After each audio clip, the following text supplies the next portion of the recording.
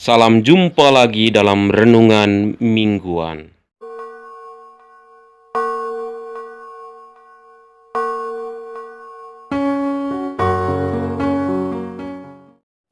Saudara-saudara yang terkasih dalam Kristus, beberapa tahun yang lalu, ketika melewati salah satu ruas jalan di kota Taipei, Taiwan, dari kejauhan saya melihat ada kecelakaan lalu lintas.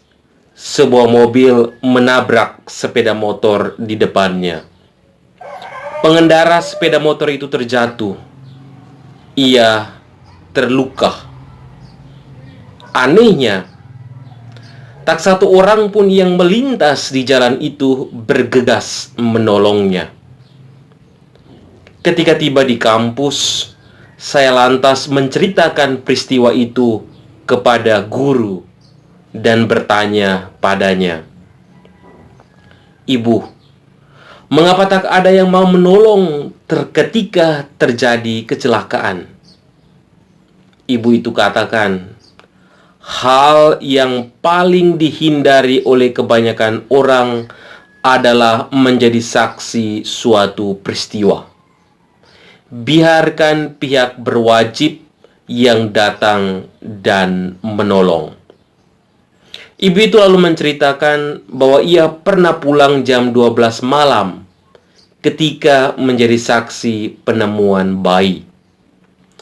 Ibu itu juga mengatakan menjadi saksi sangat merepotkan karena harus menyiapkan jawaban yang cukup banyak, meskipun sebenarnya bukan kesalahan yang dilakukannya. Tak hanya perlu keberanian, namun juga pengorbanan waktu, pikiran, dan tenaga. Saudara-saudara yang terkasih, para murid Yesus nyatanya tak seberani yang dipikirkan orang. Mereka sama seperti kita, merasa takut, kecewa, mungkin juga marah, dan menutup pengharapan mereka.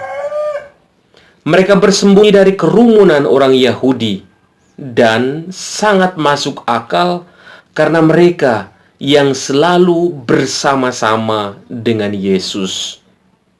Setelah Yesus tidak lagi bersama mereka, mereka harus pula menanggung akibat hukuman guru mereka. Jangankan untuk bersaksi, memperlihatkan diri saja, mereka tak berani. Saudara-saudara, para murid masih manusia biasa seperti kita. Mereka perlu penguatan, dan Yesus merasa perlu untuk menguatkan mereka.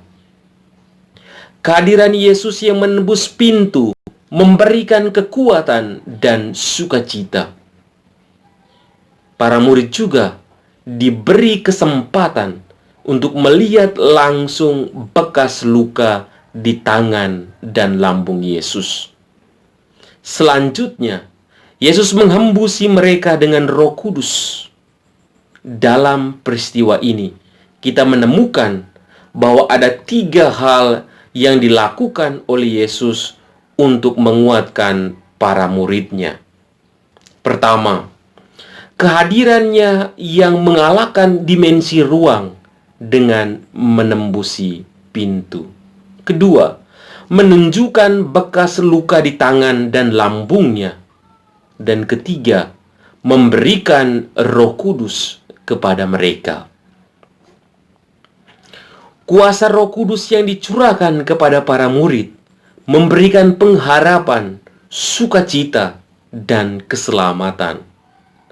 Pencurahan Roh Kudus digambarkan sebagai lidah api yang menyentuh para murid, dan kemampuan berbicara dalam berbagai bahasa menunjukkan bahwa kuasa itu membawa energi perubahan.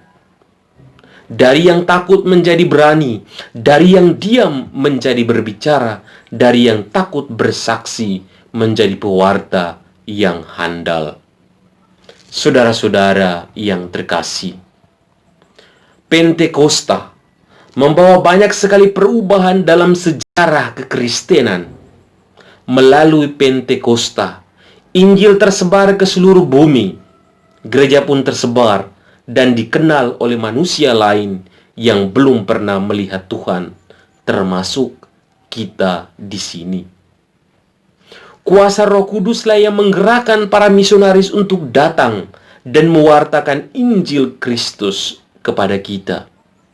Berkat kuasa Roh Kudus pula, gereja tetap kokoh berdiri hingga saat ini, meski dalam perjalanan sejarah diterpa aneka tantangan. Saudara-saudara yang terkasih, hari ini sambil mengenang pencurahan Roh Kudus ke atas para rasul, kita juga merayakan pencurahan roh yang sama ke atas diri kita masing-masing dan merenungkan kembali karya-karyanya dalam diri kita. Kita diajak untuk mengambil bagian dalam sukacita para rasul, dan dalam semangat mereka yang berkobar-kobar, kita pun siap untuk menyampaikan kabar sukacita. Dengan cara apa? Kita mempunyai aneka talenta, bakat, kekayaan diri. Bagikan itu dalam damai sejahtera kepada sesama. Libatkanlah diri kita dalam pelbagai tugas dan pelayanan gereja. Ada rupa-rupa karunia, tetapi hanya ada satu roh. Ada rupa-rupa pelayanan, tetapi hanya ada satu Tuhan. Dan ada berbagai-bagai perbuatan ajaib, tetapi Allah adalah satu. 1 Korintus bab 12 ayat 4 sampai 6.